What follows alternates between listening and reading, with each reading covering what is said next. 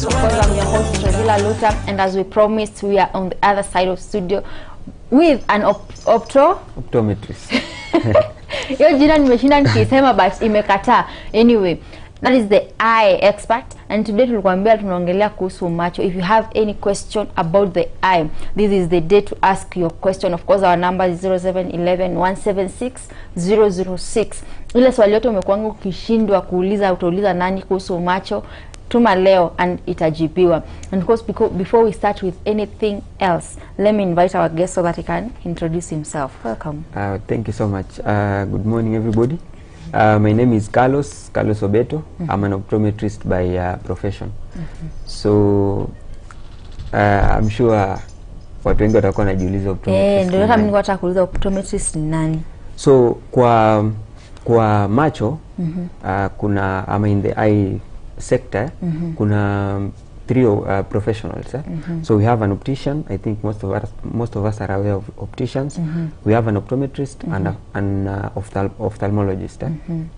So an optician ni an expert in spectacle and contact lens dispensation. So anapeana miwani na contact lens. He or she is good in that. And then an optometrist ana examine and diagnose na ana treat certain eye conditions as well as kupatiana miwani na contact lenses.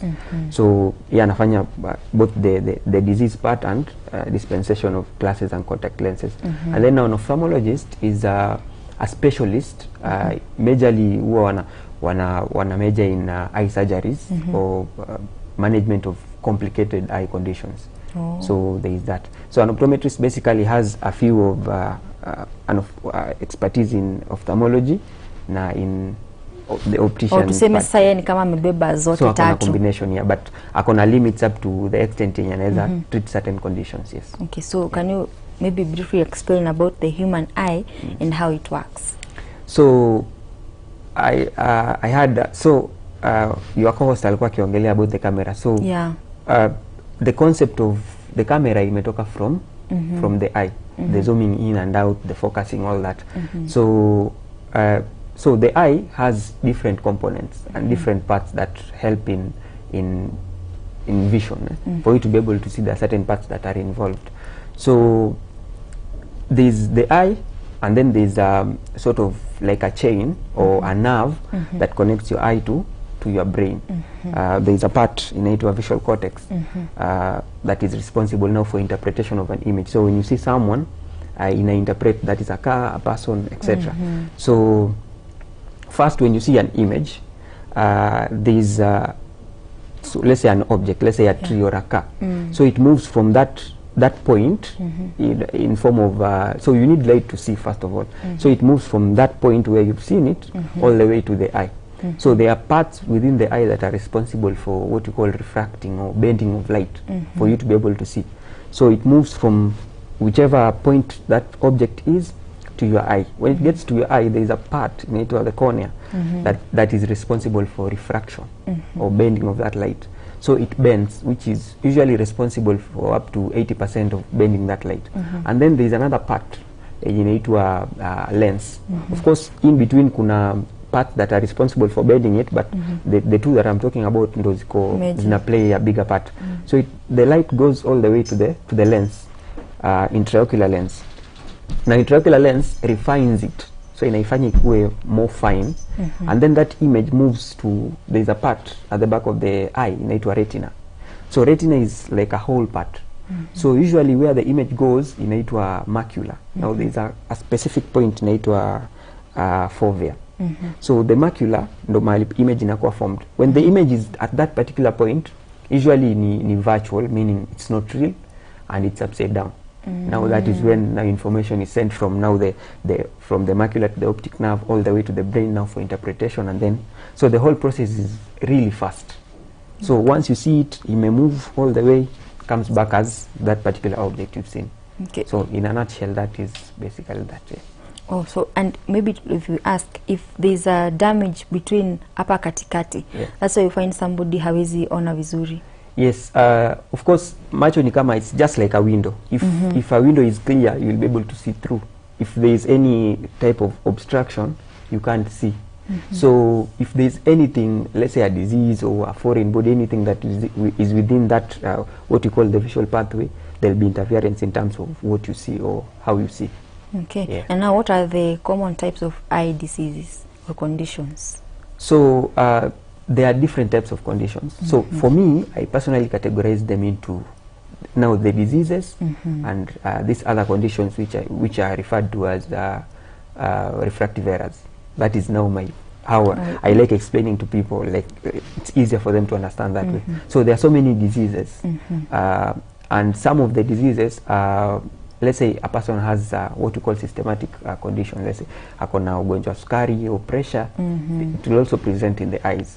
So we have now the conditions, there are so many, and then we have what we call refractive errors. Most people, I think, are aware of the refractive errors. So refractive errors are things like short sight, long sight. I think you have heard of them. So there are four. So we have short sight, we have long sight, we have one called astigmatism, and then you have the last one called presbyopia.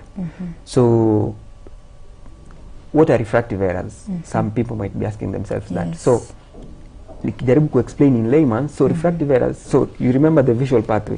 For you to be able to see, there are those parts that are responsible for bending that light. If there is any interference in terms of the cornea is sort of curved, if there is any interference in terms of curvature of the cornea, it will cause problem. If there is again another issue with the lens, if there is a problem with the curvature of that the cornea, it will also cause a problem. If there's a problem with your eyeball, the length of your eyeball or the deeper sockets where your eye rests, it will also cause these particular issues. So I can say the most common types of conditions, of course there are others, but refractive errors are common. Of course you have refractive errors, you have other conditions, another condition called cataract. I think you've heard of it. There are so many. And now what are the symptoms that one can look at to know that they have eye problem? So first of all, we have what we call cardinal signs of inflammation. Inflammation ni kufura. Let's say a part kama umefura, that is inflammation. There are cardinal signs. There are signs that you have to check for you to say this person has an inflammation. So we have redness, we have loss of function. You can't be able to see because of maybe inflammation of that particular part. There is swelling. So one of the common conditions ni allergies, or what you call allergic conjunctivitis. There is a part of the eye inaitwa conjunctiva. So in instances where there is some type of allergen can be in form of sabuni imeingia kwa macho. Hizo vitu wanawake wanapaka kwa uso, let's say certain sema mafuta au vitu za urembo, dust, cold can cause an allergic reaction. So usually the conjunctiva is the one that is affected. So inflammation of that particular part, which is the conjunctiva, inaitwa conjunctivitis. So jina ita depend based on the type of causative factor. So kama ni bacterial conjunctivitis, kama ni allergic conjunctivitis. So in terms of the most common type of condition that I've noticed ni the allergic conjunctivitis, inflammation of the conjunctiva because of allergies. So what you asked, so most people will present with redness. Macho ni red. Unaambiwa macho yako ni red, kwani umetoka wapi? There is itching. Ukiangalia unapata mtu anashinda kikuna. There are some that will tell you nasikia ni kama kuna vitu zinatembea ndani ya macho, or foreign body. We normally refer to it as foreign body sensation. And then there is tearing. Mtu anashinda tu akitoa machozi. Of course there are some conditions, or most of these conditions present the same. So kuna tu one aspect of the symptoms zenye itatoa all these others. And is there maybe a lifestyle that you can live that can contribute to factors of your eye problem? Yes. So there are measures that you need to take. Okay. So basically, if you don't take these measures, you'll experience these problems. One of them, right now we are in a technological age. We're exposed to devices, lights, cameras, simu, TV, all this. So there are conditions that zenye zinakuja because of kutumia hizi devices. And then there's the issue with diet, which is also important. Most people tend to ignore, and that affects even your health, general health. There's the issue of exercising. If you don't exercise, of course there are the lifestyle diseases, the diabetes, the hypertensive problems. Those can also cause eye related complications. Yeah. And you're talking about diets. Are there specific diets or meals that you are not supposed to take because it will affect your eyes, or ni nini yenye mtu anafaa kukula because it is good and it will help your eye? So madaktari wanasema, so the balanced diet, nutritious balanced diet, iko na all these components of the carbs, the proteins na the vitamins. And then there is the omega 3. You pia ni mzuri kwa upande wa macho. And then we have the foods rich in vitamin A, of course, vegetables. So kama hiyo anasema carrots, yeah, those are helpful in terms of maintaining your vision. Okay. Because I think all of us know that ukikosa vitamin A, which is in form of tuseme kama zenye ziko kwa carrots and all these other types of vegetables, you might have, or you might end up having what you call night blindness, inability to see at night. Okay. Now, if maybe someone has amekula balanced diet, amefanya everything right, but they are not still having that 100% flow.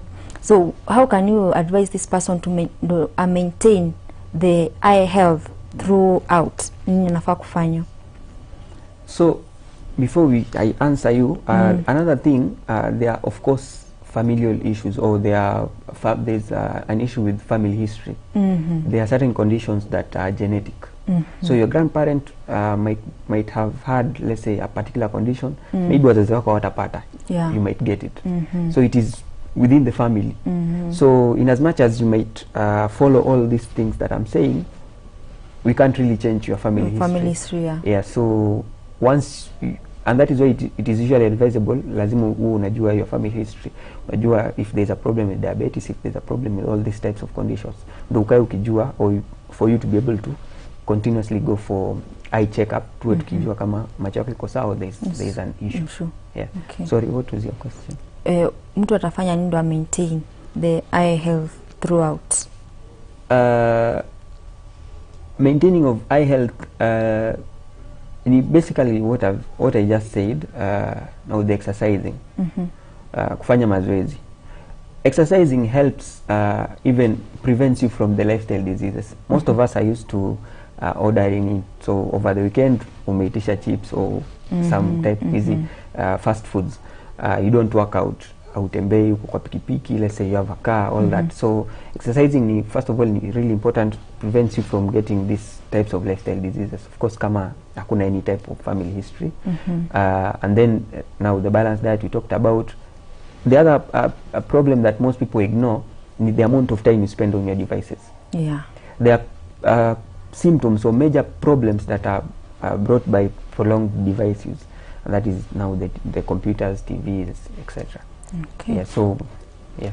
And what is the importance of the UV in protecting your eyes, and of course the importance of sunglasses, because when you need to wear a sunglasses. Yeah. So ideally we are advised to put on sunglasses. There is the issue of and this does not necessarily mean that you will experience these problems. It's just that the percentage of you getting this problem is higher than a person who puts on glasses. There are types of cancers zenye zinaletwa because of exposure to the UV, the ultraviolet rays zenye zinatoka from the sun. So they are the cancers. There are certain what we call benign tumors. Benign tumors are non-cancerous growths zenye ziko kwa macho. There is one called pterygium that is common. Hiyo pia inaletwa because of prolonged devices. So I think there is some type of ignorance with most of us in terms of protecting our eyes from the sunlight. But we are usually advised put on sunglasses because of its effects. It does not necessarily mean you have these problems, but there is a higher percentage of you getting, or higher chances of you getting these problems as compared to someone who puts on glasses. Okay, wow. Yeah. And now can you share maybe tips for managing your eye or preventing your eye maybe in your workplace? Yes. So let's say you spend prolonged periods on devices, or you work in an environment where there is a lot of light, or where there is flying objects or projectiles. So we usually advise to put on protective gear.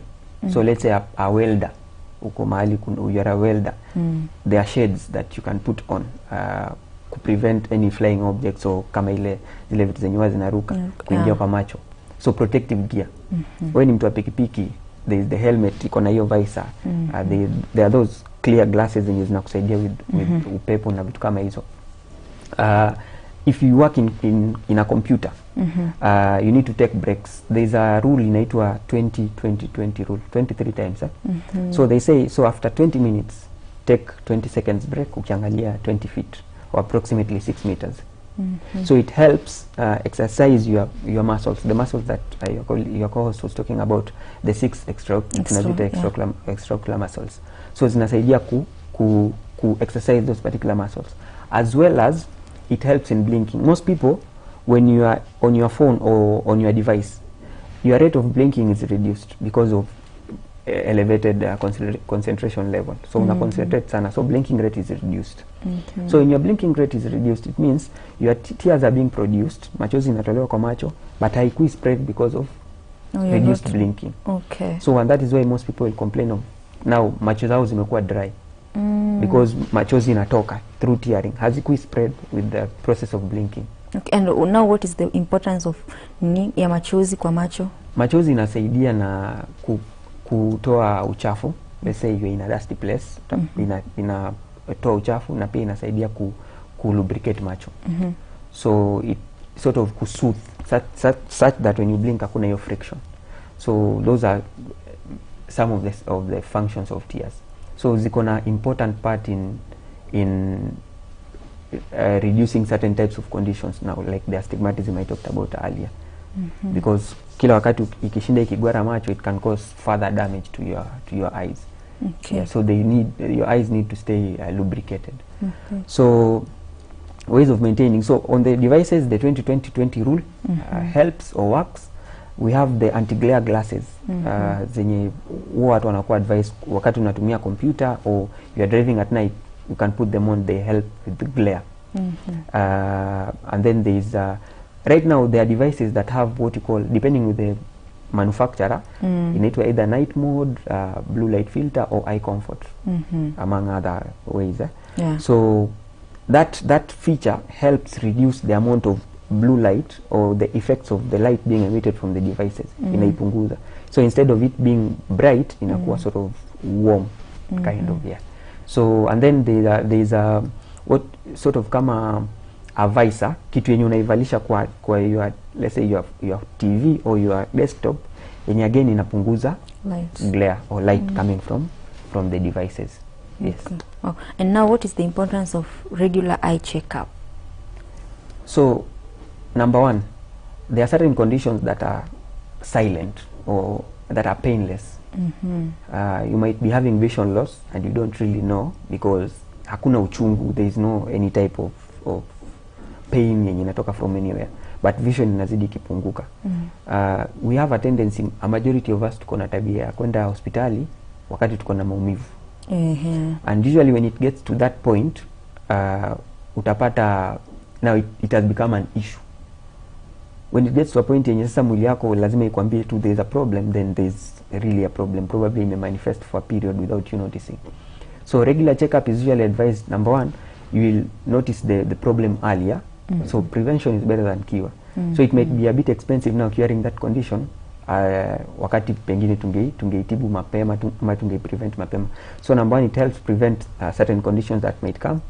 There are people wakikuja kwa clinic, maybe sasa from there watajua their family history. Utaambia there's this problem, you need to go and check with your folks, maybe uangalie kama kuna there is this problem, and then bring your siblings pia wapimwe. So inakuweka at a point of you knowing your health, and you now following the guidelines that are set for you to prevent now emergence of these conditions later in life. Wow. Yeah. Someone is asking, how do you address common eye-related concerns in different age groups, such as children, adults, and elderly? It depends on the type of problem. There are guidelines for children managing certain conditions. There are guidelines. For adults, again, it really depends on the type of problem, and now management will vary now with the age group. Yeah. Or it depends with the age. Or are there certain same eye problem in maybe elderly people that is different from now the children? There is so majorly there are like the refractive errors. One of them called long sight or hyperopia. Sorry. So hyperopia, in terms of managing it, there are guidelines, or the short sight, which is myopia, and the hyperopia. There are guidelines in managing those types of conditions, especially for children. For adults, yes, there are guidelines, but now for it's based on the type of problem yenye mtu akona. For example, there's a type of inaitwa short sight, which is myopia. Hiyo ni progressive, meaning even with correction, ukipatiwa glasses or contact lenses, the problem inakuwa worse. So there are other measures. Once we've noticed you have this particular problem, there are other measures that we can take to reduce now its progression. So it really depends with the type of condition and the age group now for selected conditions. So yeah. Every age group varies from not necessarily. There are types of management zenye ni ziko flatlined. Can give a young, tuseme mtoto mdogo na mtu mkubwa. But then the type of condition really matters, especially for the refractive errors. These refractive errors, it's a bit tricky for children in terms of managing it. You have to be a bit more careful than adults. But now these other conditions, you can now use the same criteria used for kids to the adults. Now, how many times will someone have to be checked in an year or so? Usually advise yearly, so after 1 year. Oh, after so 1 year, every year once. Yeah, and then but if you have an history of an eye problem, or there's an history of a systematic condition, or the lifestyle diseases, the diabetes na hypertension, usually in 6 months. So after every 6 months you go for checkup. At the end of the day, there is no harm in you coming daily, or in you coming let's say weekly. Yeah. You can just come say hello. But 3 months, 6 months, there is no really a specific time, but not later than 1 year or 6 months if you have these problems. But you can come on a regular basis. Wow. So you need to go for checkups at least once per year, and usingoje mpaka shida ikue kubwa for you to go for checkup. That is very, very powerful. And of course, because of time, what is your parting shot as you're ending? So number one, let's say let's stop going to the hospital when we are in pain. Wakati mwili na imekataa ndo unaenda kutibiwa. Utapata it's already late maybe in terms of managing that problem, or the amount of money you will spend will be higher. Kama ungekuwa unajua mapema, probably we could have prevented it. So come to our facility. So I'm at Equity Afya, Nakuru. So in Nakuru we have 2 branches. Yes. One at Resma Plaza, next to Central Police. The other branch is at 58, opposite or behind Hygienic Supermarket. And then we have another branch in Kisii for those who are in Kisii. And as it stands, we have more than 80 branches countrywide. So just walk into your Equity Afya branch, you will see a professional na utasaidika. And then see, not only matters eyes, there is also the annual health checkup ya mwili mzima, from your hair to your toenails. So that is also important. You get to know certain conditions that probably you had and you never knew. Again, because certain symptoms don't really certain conditions don't really present with symptoms. So it's better for you to be aware of these conditions and find a way to manage them. So visit us. We work from Monday to Monday, from 8 to 8. Wow. So just come, tatupata, and we'll be able to assist you in the best way possible. Okay, thank you Yeah. very much even for honoring the invitation. Thank you so much for having me. You're welcome.